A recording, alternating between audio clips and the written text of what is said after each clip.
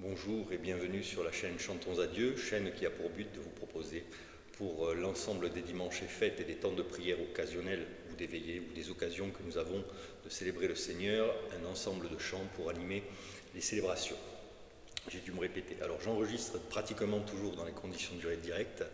Il n'y a pas de grands moyens. Alors c'est peut-être aussi un des objectifs, c'est pour vous dire que l'animation est simple. Si on vous propose peut-être des chants mis en œuvre d'une manière excellente, magnifique, comme on peut avoir sur les différentes revues, c'est peut-être difficile de se dire qu'on pourra les mettre en œuvre. Là, je vous propose une manière très accessible parce que je ne suis pas un foudre à la guitare et en chant, vous verrez que ma voix devient avec l'âge chevrotante.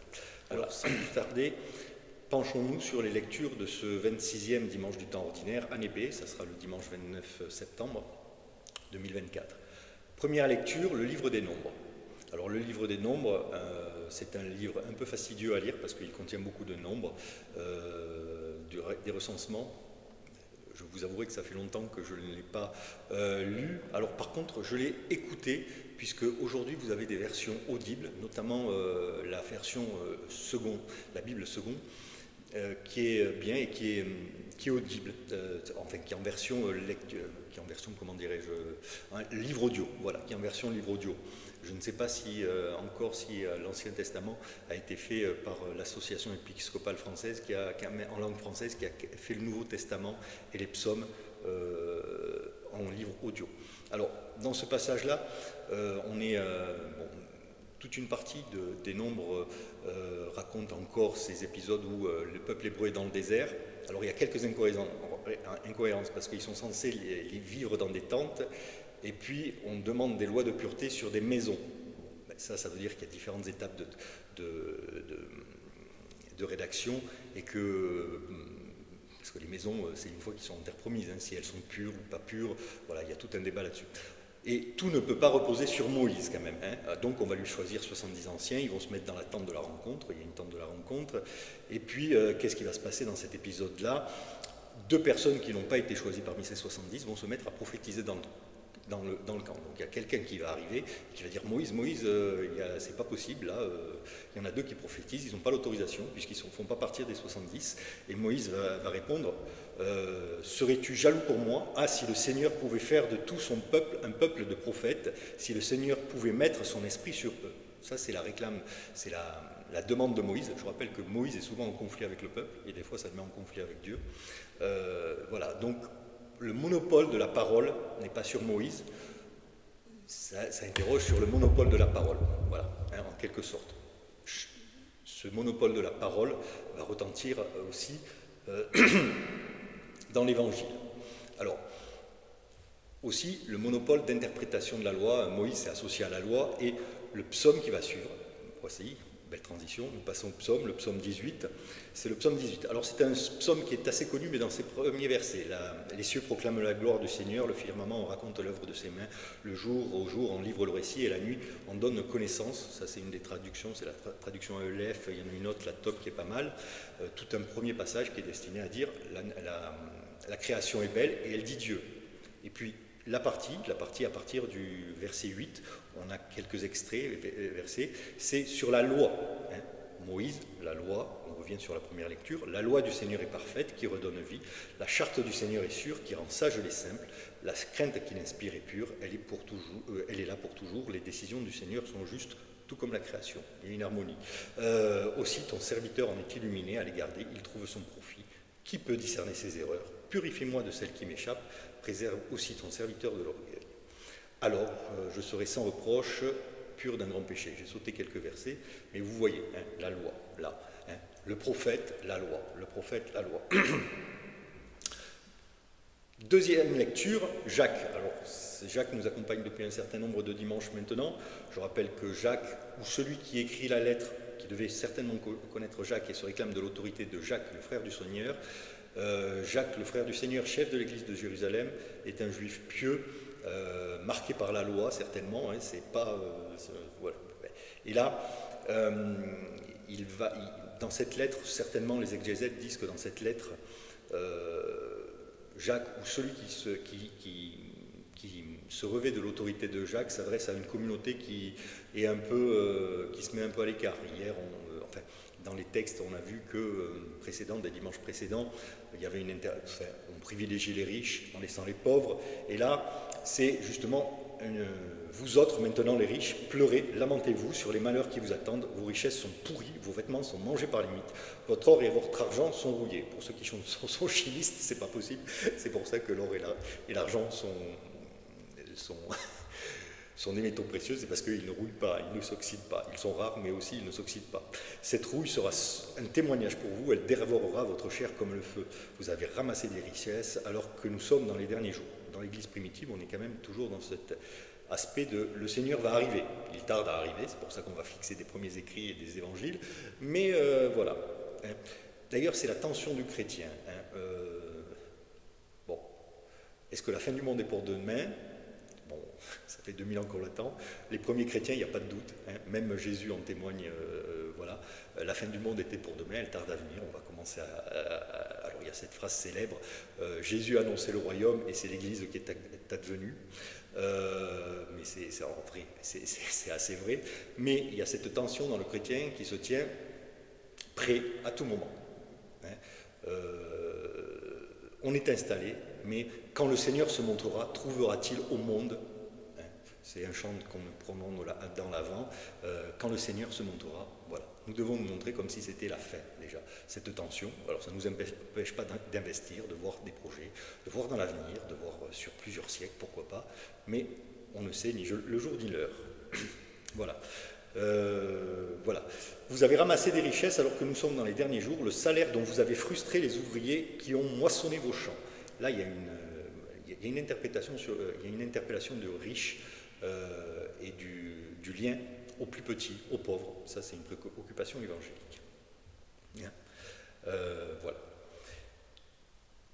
L'évangile du jour, c'est Marc, toujours, on est dans Marc cette année, dans l'année B. En ces temps-là, Jean, l'un des 12, disait « Maître, nous avons vu quelqu'un expulser les démons en ton nom, nous l'en avons empêché, car il n'est pas de ceux qui te suivent. » Écho à la première lecture. Ne l'en empêchez pas, car celui qui fait un miracle en mon nom ne peut pas aussitôt après mal parler de moi. Celui qui n'est pas contre nous est pour nous. Et celui qui vous donnera un verre d'eau au nom de notre appartenance au Christ, amen, je vous le dis, il ne restera pas sans récompense. Là, il n'y a ni queue ni tête. Enfin, ni queue ni tête. Entre la première version, si, le premier passage, il y a une cohérence. Pareil, on prophétise au nom de Jésus, ce n'est pas un des disciples, et Jésus dit non, ben si, c'est un de mes disciples qui n'est pas avec nous et contre nous. Ça, c'est probablement aussi un reflet des premières communautés chrétiennes où on sort du judéo-christianisme et puis on se rencontre, on a cette rencontre aussi. Est-ce qu'ils viennent du judaïsme? Non, ils ne viennent pas du judaïsme, ils viennent du monde extérieur, des gentils. Il y a quelque chose là qui interpelle. Mais alors là où je voulais attirer votre attention quand je disais il n'y a ni queue ni tête, c'est que entre cette phrase, celui qui n'est pas contre nous est pour nous, et celui qui vous donnera un verre d'eau en mon nom, il n'y a pas. Mais là, dans la suite, vous aurez toute... Marc va mettre certainement dans les documents qui lui permettent de rédiger l'évangile, il va mettre des sentences et il va les scotcher avec des mots crochés. Ça fait que tout d'un coup on a ça. Et puis celui qui vous donne un verre d'eau au nom de votre appartenance au Christ, amen, je vous le dis, il ne restera pas sans récompense. Celui qui est un scandale, une occasion de chute pour un seul de ces petits qui contre moi, mieux vaudrait qu'on lui attache au cou une de ces meules que tournent les ânes et qu'on le jette à la mer. Ça, c'est la protection de ceux qu'on entraînerait après pécher. Voilà. Mais après, si ta main est pour toi une occasion de chute, coupe-la. Mieux vaut pour toi entrer manchot. Si ton pied est pour toi une occasion de chute, coupe-le. Voilà. Il n'y a pas de cohérence. Mais là, c'est un procédé où il y a du matériel, il est employé, et chaque évangéliste va le faire probablement, et il va scotcher. Ça donne des trucs un peu bizarres dans l'enchaînement. On pourrait arrêter simplement l'épisode qui n'est pas contre moi, et pour moi, et ça aurait sa cohérence. Voilà. Donc des petites astuces quand vous sentez les cohérences, et il y en a plein, notamment dans le Pentateuque, dans la Bible, vous verrez que des fois ils arrivent d'une phrase à l'autre, ça veut dire qu'il y a deux récits qui sont chassés, d'une phrase à l'autre ils arrivent à dire son contraire. Par exemple, tous nous connaissons la tour de Babel, on a retenu que c'était mal, or au milieu du texte vous avez que la diversité des langues est bonne. C'est l'histoire épaisse de la rédaction de ces textes, de la sédimentation de ce que nous appelons les Écritures saintes. Voilà. Voilà pour l'Évangile, et nous allons passer aux chants qui vont essayer d'être en écho à ces Écritures-là. Pour les deux chants d'entrée, j'ai choisi quelque chose, deux chants. Un chant qu'on peut utiliser pratiquement à toutes les entrées, qui reprend des termes, vous êtes les pierres vivantes, signe visible de sa tendresse, il s'appelle Dieu est en attente, un chant assez entraînant, mais qui invite à se rassembler. Entrez, Dieu est en attente, sa maison est un lieu pour la paix, goûtez, Dieu est en partage, sa table est un lieu pour se donner. Donc chant d'entrée, on peut dire passe-partout.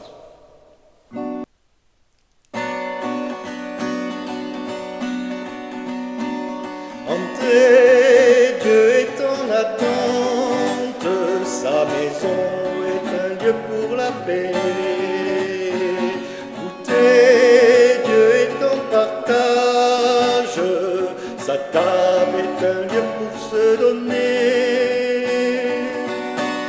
Vous êtes le peuple de Dieu, pierre vivante de son Église, trace brûlante de son passage, jetant les grains de l'Évangile. Entrez, Dieu est en attente, sa maison est un lieu pour la paix. Goûtez, Dieu est en partage, sa table est un lieu pour se donner. Vous êtes le peuple de Dieu, marque vivante de son visage, signe visible de sa tendresse, portant les fruits de l'Évangile. Entrez, Dieu est en attente, sa maison est un lieu pour la paix. Goûtez, Dieu est en partage, sa table est un lieu pour se donner. Vous êtes le peuple de Dieu,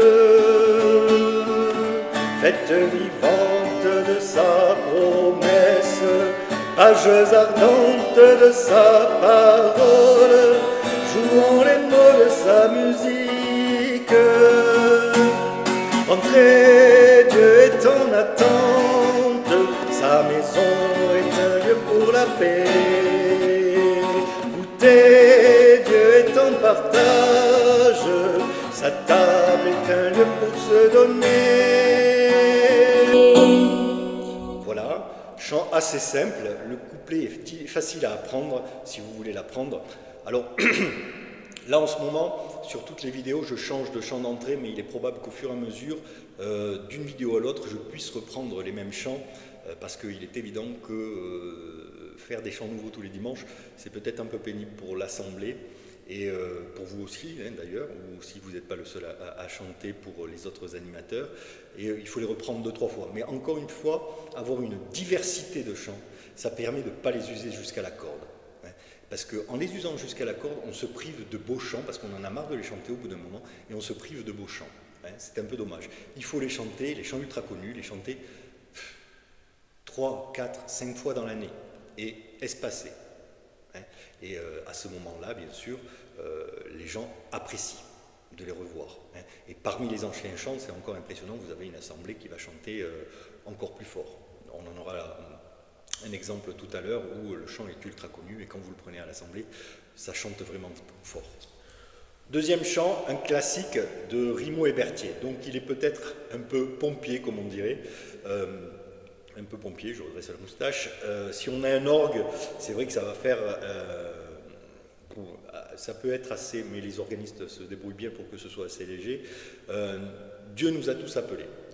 Nous sommes le corps du Christ, chacun de nous est un membre de ce corps, chacun reçoit la grâce de l'Esprit pour le bien du corps entier, chacun reçoit la grâce de l'Esprit pour le bien du corps entier.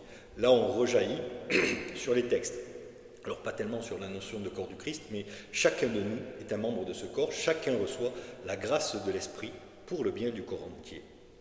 Donc, la grâce de l'Esprit, c'est qui n'est pas contre nous est avec nous, ou Josué qui dit à Moïse, il prophétise sans ton autorisation, arrête-les. Voilà, chant assez connu. S'entraîner, vous avez 5 couplets, je vais en prendre une paire, ou 3 peut-être.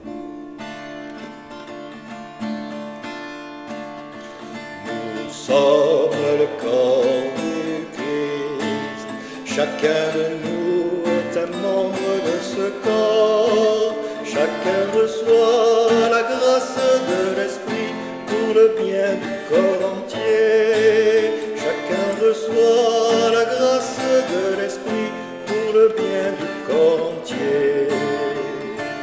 Dieu nous a tous appelés à tenir la même espérance pour former un seul corps baptisé dans l'Esprit. Dieu nous a tous appelés à la même sainteté pour former un seul corps baptisé dans l'Esprit. Nous sommes le corps du Christ, chacun de nous est un membre de ce corps, chacun reçoit la grâce de l'Esprit pour le bien du corps entier, chacun reçoit la grâce de l'Esprit pour le bien du corps entier. Dieu nous a tous appelés des ténèbres à sa lumière pour former un seul corps baptisé dans l'Esprit. Dieu nous a tous appelés à l'amour et au pardon pour former un seul corps baptisé dans l'Esprit. Nous sommes le corps du Christ, chacun de nous est un membre de ce corps, chacun reçoit la grâce de l'Esprit pour le bien du corps entier, chacun reçoit la grâce de l'Esprit pour le bien du corps entier.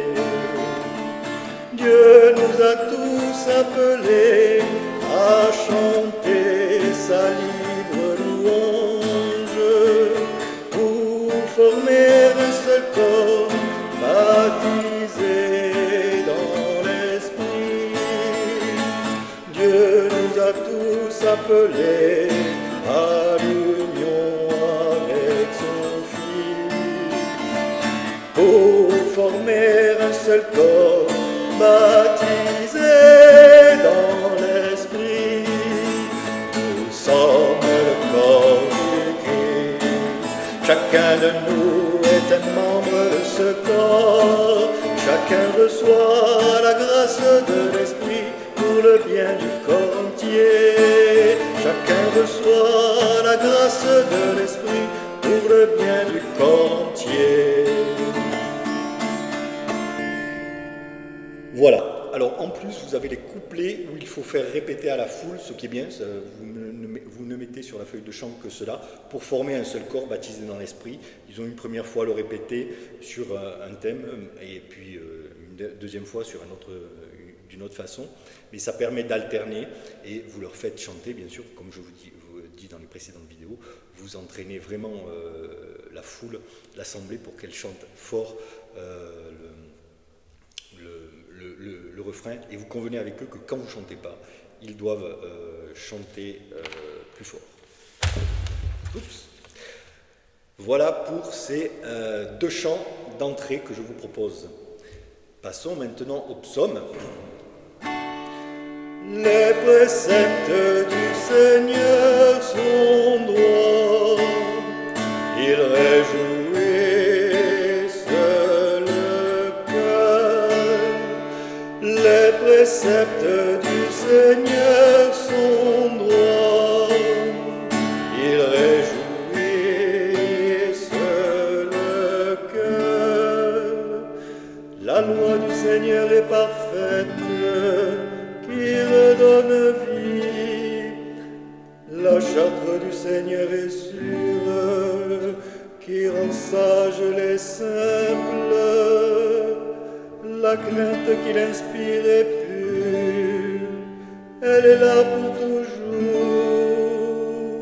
Les décisions du Seigneur sont justes et vraiment équitables.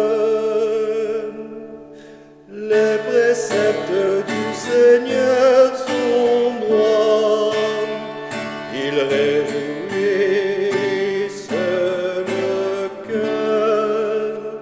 Aussi ton serviteur en est illuminé, à les garder il trouve son profit. Qui peut discerner ses erreurs? Purifie-moi de celles qui m'échappent. Préserve aussi ton serviteur de l'orgueil, qu'il n'ait sur moi aucune emprise. Alors je serai sans reproche, pur d'un grand péché. Les préceptes du Seigneur sont droits, ils réjouissent le cœur. Les préceptes du Seigneur sont droits, ils réjouissent le cœur. Voilà pour le psaume, et excusez-moi pour le chat qui ne veut pas quitter ma gorge. Voici deux chants d'offertoire. Le premier est un chant à l'esprit, il est en résonance directement avec la prophétie. Les deux personnes qui prophétisent dans la première lecture, dans le camp des Hébreux, et puis aussi qui n'est pas contre moi est avec moi, là où l'apôtre Jean dit il y a quelqu'un qui est en train de prophétiser, fait quelque chose, ben non, je ne vais pas lui interdire de prophétiser. Alors c'est un chant de Georges Lefebvre, on lui doit quelques tubes, et l'interprétation la plus célèbre est avec Raymond Faux. Alors à Georges Lefebvre, j'ai pris un chant il n'y a pas longtemps, c'est Comme lui. Je ne suis pas sûr que le chant d'entrée soit... Enfin, il y a un autre chant peut-être ces jours-ci que j'ai pris. Et le vent souffle où il veut, l'interprétation qu'on doit, c'est à Raymond Faux qui nous a quittés il y a quelques mois, assez célèbre. Je reprendrai d'ailleurs un chant dont tout le monde connaît l'interprétation pour les chants finales. Alors, le vent souffle où il veut et tu entends sa voix. Pourtant, tu ne sais pas ni d'où il vient, ni d'où il va. Le vent souffle où il veut. On a plusieurs versions de ce chant-là. Le vent souffle où il veut. C'est pas celle-là. Hein. Là, c'est plus entraînant. Et vous allez voir, il y a... Le couplet est fait d'une manière où on reprend le terme et les gens vont très vite comprendre comment le faire et ce sera simple à apprendre. Mais le refrain est tout à fait simple aussi. Le vent souffle où il veut et tu entends sa voix, pourtant tu ne sais pas ni d'où il vient ni où il va. Le vent souffle où il veut et tu entends sa voix, pourtant tu ne sais pas ni d'où il vient ni où il va. Ainsi souffle l'esprit au cœur qui veut renaître, mais nul ne peut renaître s'il ne s'ouvre à l'esprit. Le vent souffle où il veut et tu entends sa voix, pourtant tu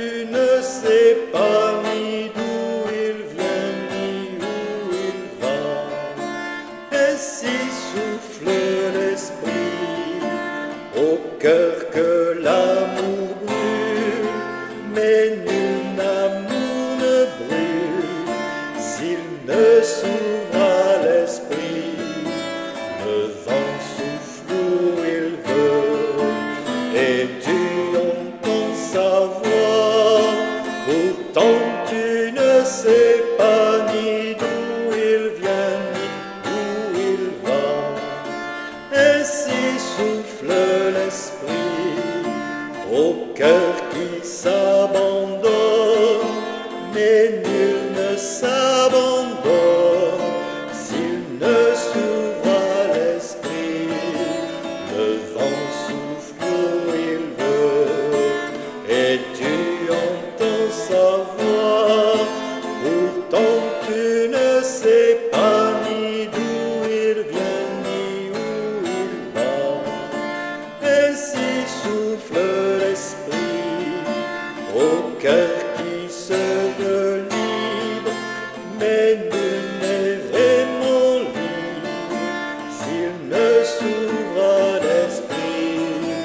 Le vent souffle où il veut et tu entends sa voix, pourtant tu ne sais pas ni d'où il vient ni où il va. Ainsi souffle l'esprit au cœur dont Dieu est Père, mais nul ne dit Dieu Père s'il ne s'ouvre à l'esprit. Le vent souffle où il veut et tu entends sa voix, pourtant tu ne sais pas ni d'où il vient ni où il va.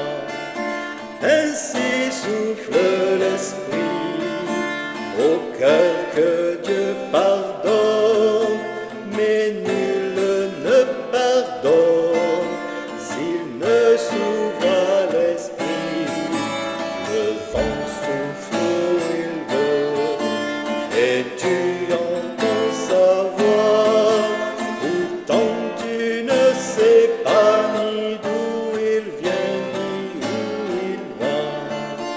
Ainsi souffle l'esprit au cœur de son Église, mais nul ne fait Église s'il ne s'ouvre à l'esprit. Le vent souffle où il veut et tu entends sa voix, pourtant tu ne sais pas ni d'où il vient ni où il va. Chant simple, vous avez vu, qui se répète, et j'aime bien, mais nul ne brûle s'il ne s'ouvre à l'esprit, s'il ne s'ouvre à l'esprit, qui est toujours la fin. Il peut être pris avec des tout jeunes enfants, hein, pour les initier à l'esprit. Il peut être pris pour une confirmation. Je trouve que pour une retraite de confirmation et lors de la procession de confirmation, quand les jeunes vont recevoir l'onction, il convient tout à fait. Mais je ne l'ai jamais pris encore parce que je n'ai pas eu le temps, et puis il faut l'apprendre. Il y a toujours des petites résistances. Et puis il y a d'autres chants à l'esprit qui ont un peu... Mais celui-là est particulièrement riche et on peut le prendre pour un temps de prière, bien sûr, l'inaugurer, ou un temps de prière lors d'un week-end de jeûne, enfin, toute fin.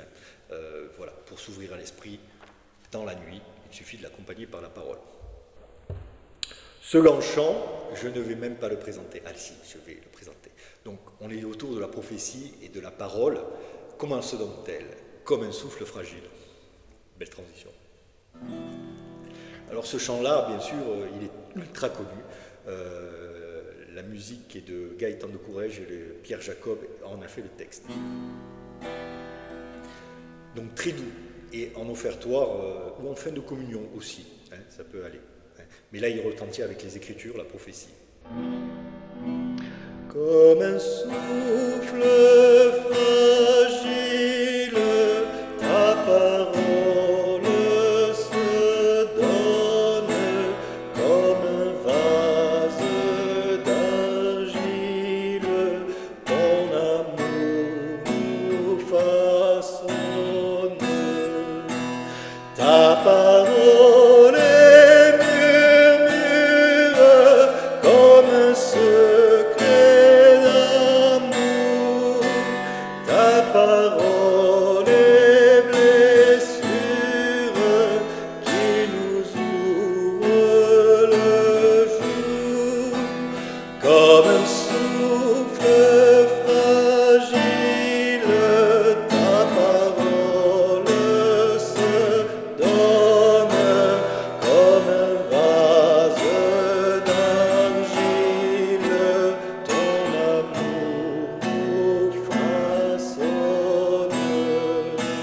Ta parole est naissance, comme on sort de prison.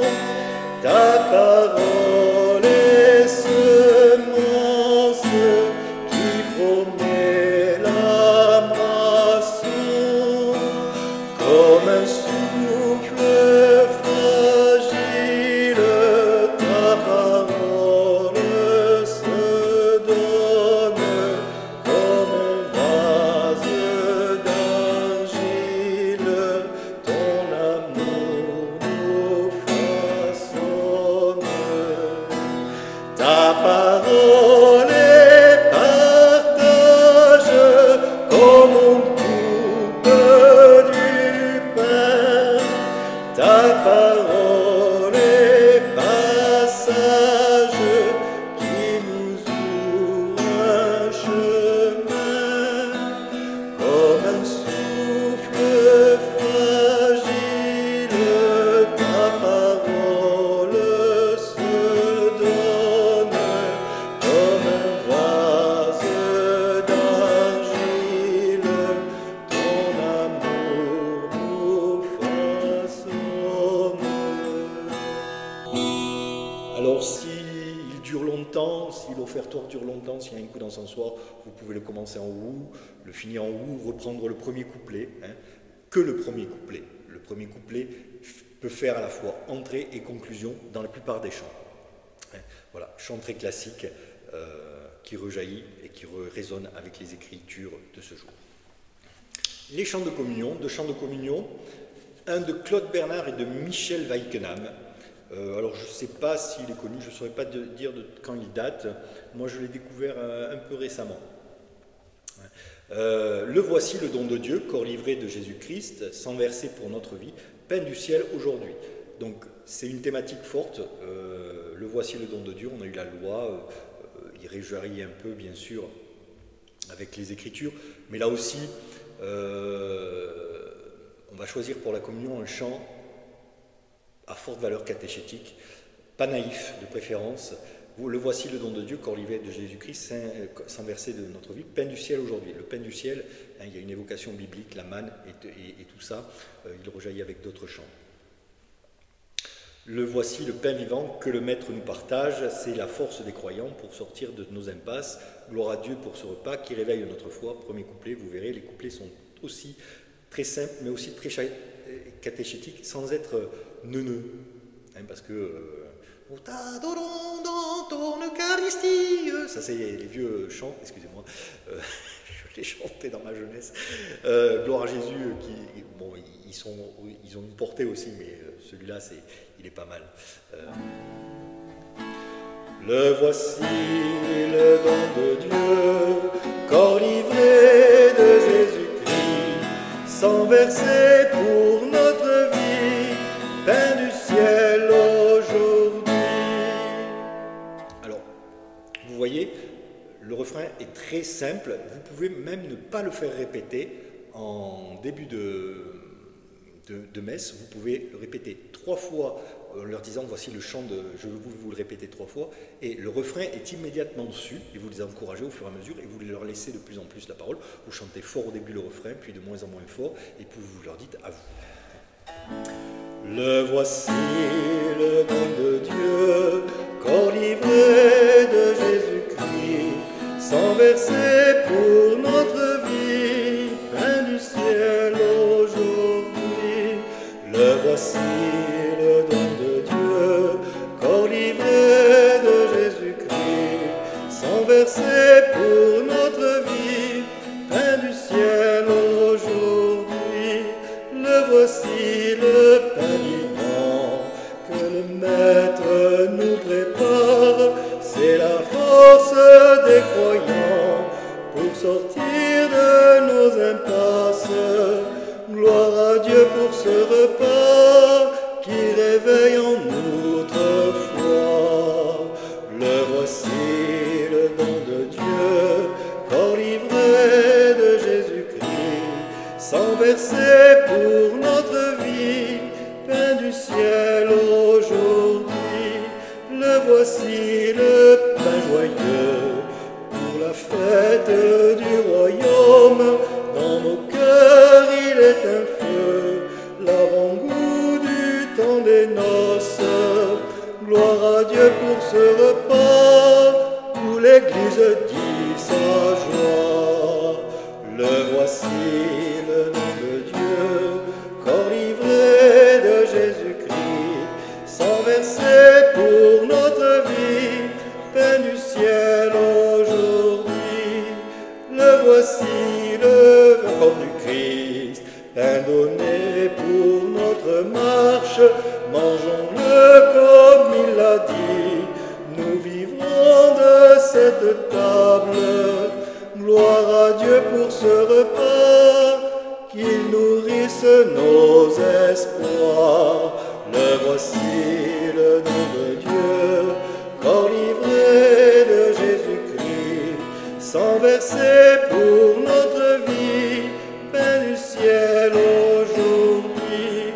Le voici, le sang du Christ, vin nouveau pour rendre grâce, qu'il nous fasse Eucharistie, chant de l'homme dans sa Pâque. Gloire à Dieu pour ce repas qui jamais ne finira. Le voici, le nom de Dieu, corps livré de Jésus-Christ, sang versé pour notre vie, pain du ciel aujourd'hui. Le second chant de communion, Peine de merveille, était connu, Michel Scornet, que joue à Kepsimas. Alors ce chant a une portée où le pain et le vin auxquels nous allons prendre part, ils se traduisent en actes et aussi en une certaine dimension typiquement chrétienne. Et c'est ce que propose ce chant à travers ses paroles. Voici le pain, voici le vin, pour le repas et pour la route. Voici ton corps, voici ton sang, entre nos mains, voici ta vie qui renaît de nos cendres. Un des merveilles de notre Dieu, pain du royaume, table de Dieu. Voici le pain, voici le vin, pour le repas et pour la route. Voici ton corps, voici ton sang, entre nos mains, voici ta vie qui renaît de nos cendres. Vin pour les noces de l'homme-Dieu, vin pour la fête, Pâques de Dieu. Voici le pain, voici le vin, pour le repas et pour la route. Voici ton corps, voici ton sang, entre nos mains, voici ta vie qui renaît de nos cendres. Force plus forte que notre mort, vie éternelle en notre corps. Voici le pain, voici le vin, pour le repas et pour la route. Voici ton corps, voici ton sang, entre nos mains, voici ta vie qui renaît de nos cendres. Source d'eau vive pour notre soif, pain qui ravive tous nos espoirs. Voici ton pain, voici le vin,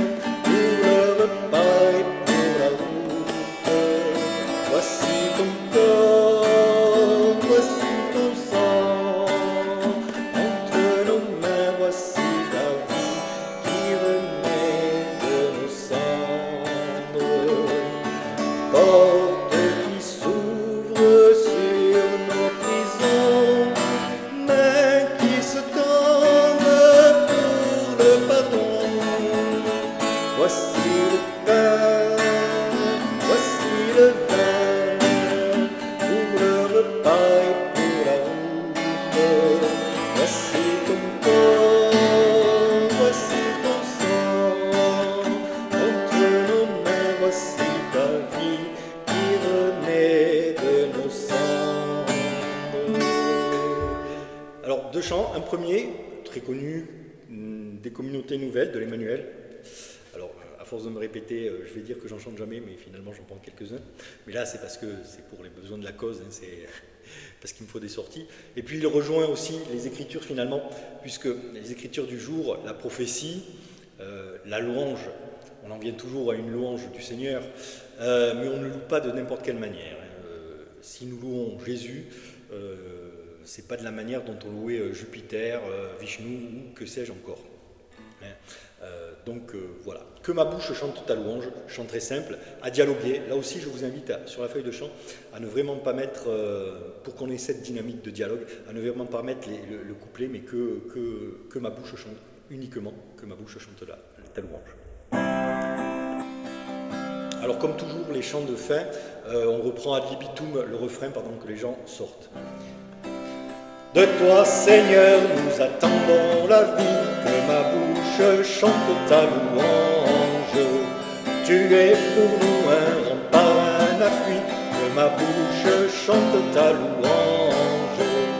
La joie du cœur vient de toi, Seigneur, que ma bouche chante ta louange. Notre confiance est dans ton nom très saint, que ma bouche chante ta louange. Sois loué, Seigneur, pour ta grandeur, sois loué pour tous tes bienfaits.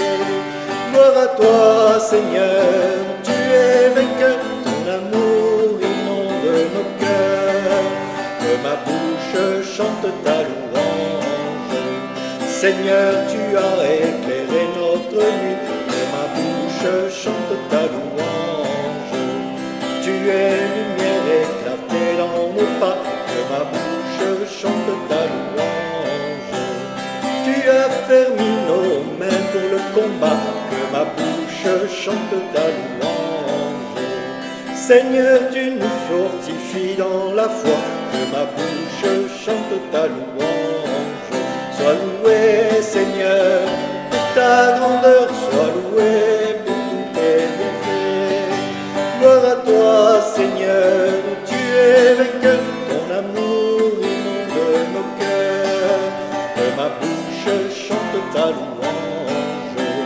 Tu viens sauver tes enfants égarés, que ma bouche chante ta louange. Qui dans leur cœur espère ton amour, que ma bouche chante ta louange. Dans leur angoisse ils ont crié vers toi, que ma bouche chante ta louange.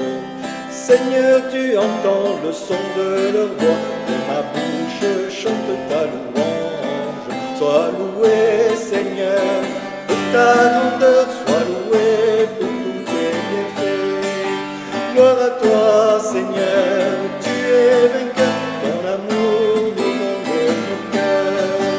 Que ma bouche chante ta louange. Tu es là au cœur de nous, hein, Raymond Faux, on le connaît. Je vous en ai parlé tout à l'heure, il est parti, il a rejoint les Maisons du Père l'an dernier.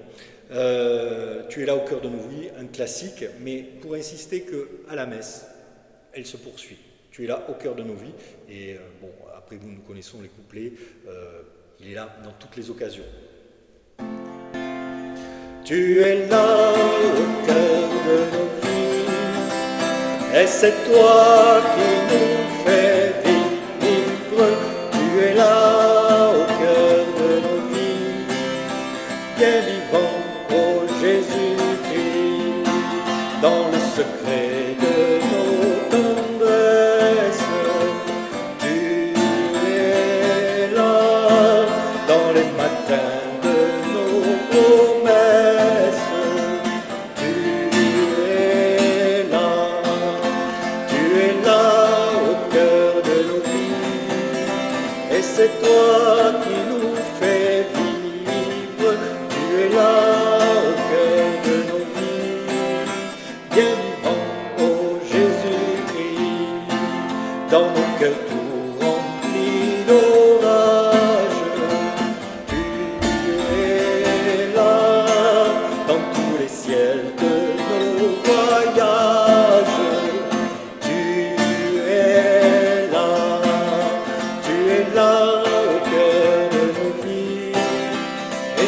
toi qui nous fais vivre, tu es là au cœur de nos vies, bien vivant, ô Jésus-Christ, au plein milieu de nos tempêtes, tu es là dans la musique de nos fêtes, tu